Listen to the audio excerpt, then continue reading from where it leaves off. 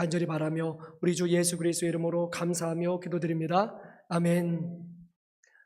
네, 오늘 오후 시간에는 제가 말씀을 그래도 오늘 조금 전해야 될 것 같아서 짤막하게 또 전하고, 그리고 우리 선교 계속해서 보고를 갖도록 하겠습니다.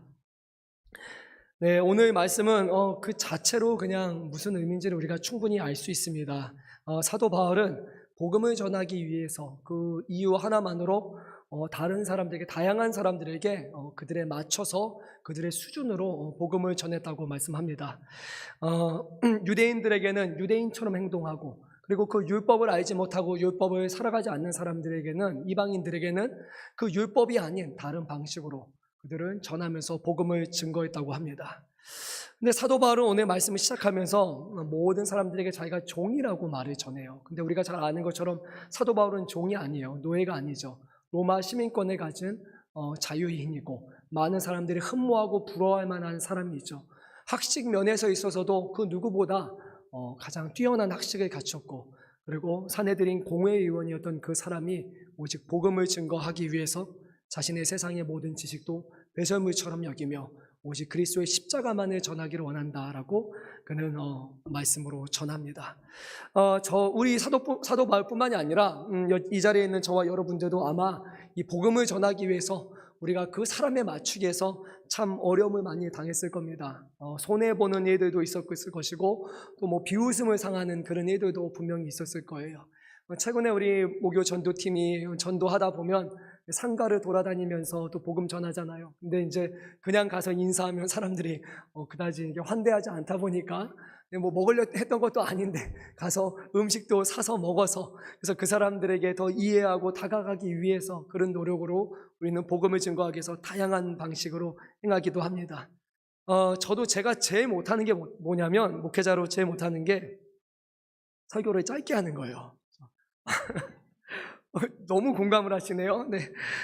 그래서 마음으로는 간단 명료하게 하고 싶지만 자리에 서면요, 너무 전하고 싶은 게 많아요. 제 말을 하고 싶은 게 아니라 우리 성도님들 하나하나 더 전해야 되는데, 더 전해야 돼 하다 보면 정말 억누르고 억눌러서 짧게 끝나기 위해서 막 노력을 해야 합니다. 근데 최근에 제가 보기에는 정말 기록이었던 것 같아요. 우리 이제 금천구 교구협의회에 이제 갔는데, 세무이과 여러분하고 이제 식사를 하고 나서 저는 이제 몇 분 설교해야 되는지를 못 들었어요. 이제 아는 분이 대충 30분 정도 설교하면 된다라고 생각해서 그렇게 이제 알고만 있고 30분 설교로 한 10장, 11장 정도를 A4 용지로 준비를 하다가 빨리빨리 말하면 되겠지 했는데, 갑자기 식사하는데 여쭤봤어요. 보통 설교 얼마나 하세요? 그러니까 13분에서 15분을 하세요. 제가 이제 밥이 안 넘어가는 거예요. 아니, 저는 뭐 보통 30분 이내로 해본 적이 흔치 않은데, 정말 새벽이 아니고서는 제가 그렇게 못하는데 이거 어떻게 해야 되지? 막 마음에 고민이 되는 거예요. 그래도 네, 알겠어요. 제가 뭐 적당히 하겠습니다 라고 이렇게 했는데, 막 갑자기 머리가 막 되게 어지러운 거예요. 이거 어떻게 해야 되나, 어떻게 하나. 분명히 원고는 준비한 게 많은데, 그래서 이렇게 고민하면서 이렇게 들어갔어요. 근데 같이 이제 찬양하고 기도하는데 하나님이 그냥 편안한 마음을 주시더라고요. 그래서 저도 놀랐습니다. 제가 설교를 15분, 17분 만에 끝냈어요. 그래서 놀라시죠? 네. 근데 메시지를 중요한 건 다 전했어요. 정말. 근데 뭐 중간에 갑자기 이렇게 보다가 한 2페이지 넘기기도 하고 뭐 그러기도 했지만, 그다지 문제가 되지 않고 제가 전해야 될 복음을 다 전하고 와서 저도 놀라고, 하나님이 또 이게 가능하게 하시구나라는 그런 생각을 또 갖게 되었습니다. 사람에 맞춰서 복음을 우리는 증거합니다. 모든 사람이 동일한 수준이 아니기 때문에 그 사람의 수준과 그 사람의 인격과 그 사람의 상황에 맞춰서 우리가 복음을 전합니다. 특별히 이제 선교 영역에 있어서는 우리가 그것을 또 상황화라고 표현을 하죠. 우리가 중동에 가게 되면 중동 사람들의 그런 수준에 맞춰서, 또 어디를 가든지 그 지역에 맞춰서 복음을 전하기도 합니다. 오늘 사도 바울도 자기도 충분히 그 누구보다 유대인이고, 그리고 학식도 지식도 풍부한 사람이고, 가진 것도 많고 자랑하고 드러낼 사람도 많지만, 오직 한 가지 이유, 복음을 증거하기 위해서 사람들에 맞춰서 이 복음을 전했다는 것. 그것이 오늘 우리에게도 우리가 잘하고 있구나라고 하나님이 우리에게 하시는 그런 격려의 말씀 되기를 간절히 소망합니다. 아마 많은 분들이 그럴 거예요. 복음 전하다가 어려움을 당하지만, 그리고 뭐 어떤 분들은 이렇게 얘기해요. 그냥 사람들에게 복음 증거하고 그리고 구원하기 위해서 정말 잘해주고 열심히 막 선물도 사주고 반찬도 해주고 막 했는데 나중에 와서 교회 나오세요 하는 순간 이것 때문에 그렇게 했냐고 하면서 막 진짜 막 배신당한 것 같다고 막 그렇게 하는 분 겪어보셨죠? 복음 전하면 정말 그런 일이 일어납니다. 아니 정말 이 영혼 사랑해서 전하고 싶어서 나는 힘든 일까지 다 수고했는데 막 속였다라는 말 듣는 순간 와 내가 진짜 이제 앞으로 복음 안 전하겠다 막 그럴 정도로 마음에 어려움이 찾아오기도 합니다. 하지만 그럼에도 불구하고 그것이 복된 것이기 때문에 오늘 이 말씀을 통해서 우리가 위로함을 받을 수 있기를 소망합니다. 저는 오늘 너무 장황한 말씀을 전하기보다는요, 저도 복음 전하면서 겪었던 참 그런 어려움들이 많았습니다. 특별히 이제 어릴 적에 호주에 제가 일찍 갔어요. 그래서 중학교 2학년 때 유학을 갔으니까, 근데 이제 들어간 집이 목사님 집이었고 분위기 자체가 뭔가 열심히 해야 되는 분위기였어요. 그래서 거기서 이제 정말 저는 감사하고 많은 것을 배웠죠.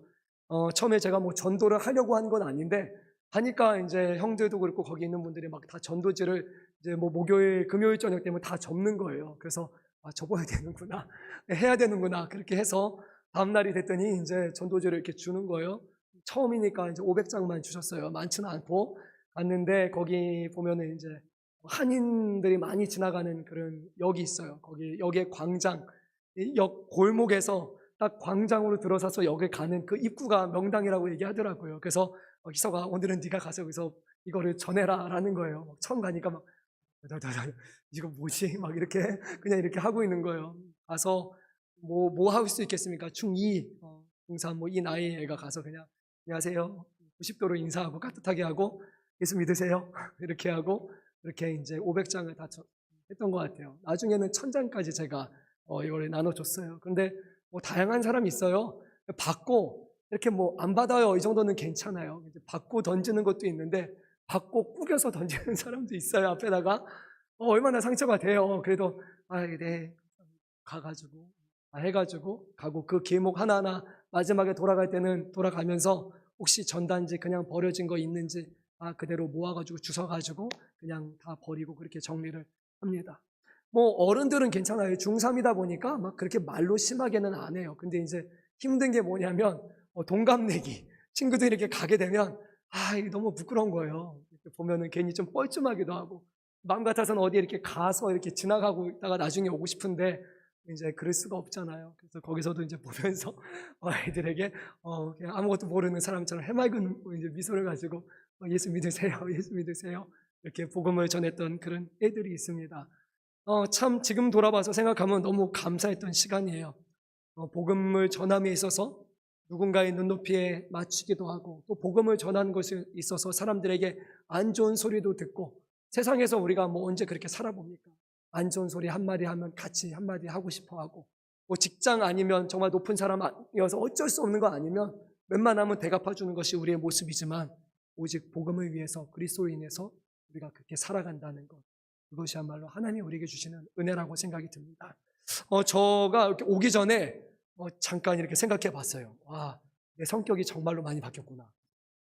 MBTI 여러분 하시죠? 저는 ENFJ예요. 그래서 뭐 정의로운 사회 뭐였던 것 같아요. 정의로운 사회에 뭐였는데 근데 거기 재밌는 게 이렇게 보면은 ENFJ 아래 가면 알맞는 직종이 있어요.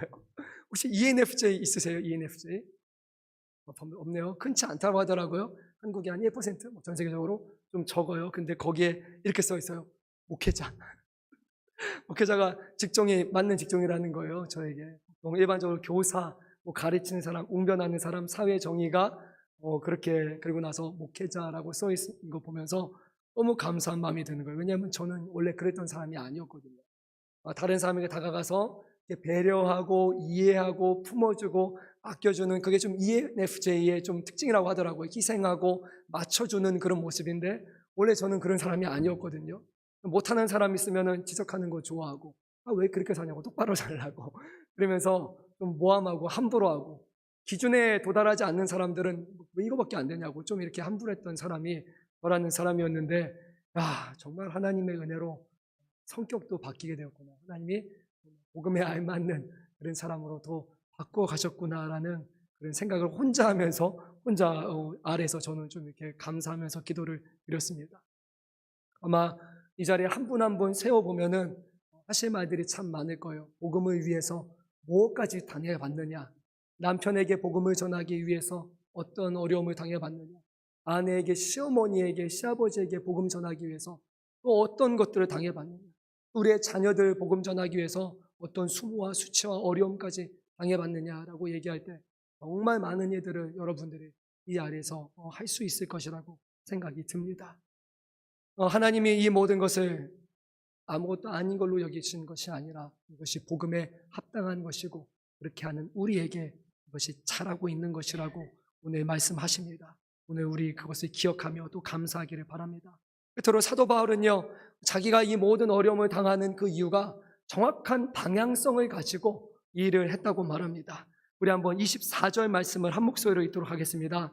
운동장에서 다름질하는 자들이 다 달릴지라도 오직 상을 받는 사람은 한 사람인 줄을 너희가 알지 못하느냐? 너희도 상 받도록 이와 같이 다름질하라. 적당하게 할 수도 있지만 사도 바울은 다름질하면서 정말 열심히 뛰면서 이 사역을 했습니다.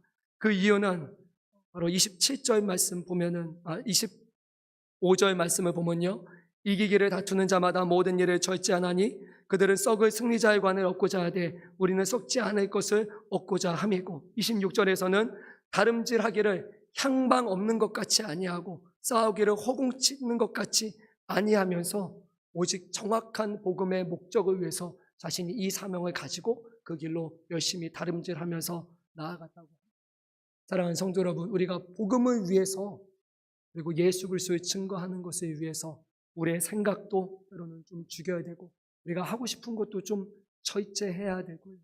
때로는 사도 바울의 말처럼 내 몸을 쳐서 복종시켜서 내 원래의 모습이 아니라 하나님이 기뻐하실 만한 모습, 다른 사람들을 세울 만한 모습으로 변화되는 것, 바로 예수 믿는 사람들이 복음을 증거하기 위해서 해야 되는 모습입니다. 오늘 우리가 그 일을 다시 한번 기뻐하며 감사하며 또 하나님께서 우리를 그렇게 빚어가고 계심을 찬양하며 마지막 때까지 정말 주님의 합당한 사람이 되기 원한다, 그 모습을 반화되기 원한다라고 고백하며 또 살아가는 저와 여러분 되시기를 소망합니다.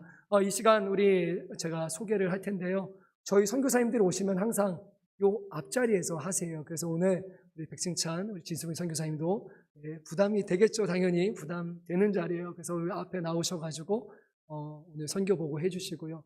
우리 교회에서 또 어렸을 때부터 있었고 자라났고 청년이었고 또 이 자리에 선교사님이 계시지만 우리 마음 가운데 혹여라도 내가 어렸을 때부터 알았던 우리 백승찬 선교사님이 아니라 백승찬 이렇게 생각하지 마시고 하나님이 또 세우셨으니까 합당한 마음으로 우리가 오늘 박수로 치면서 또 환영해 주시고 선교사님을 통해서 전해주시는 그 선교의 보고의 이야기들을 우리가 동참하고 같이 듣고 이들을 우리 마음 가운데 우리 교회 가운데 세워갈 수 있기를 바랍니다. 제가 기도하고 이렇게 앞으로 인도하겠습니다.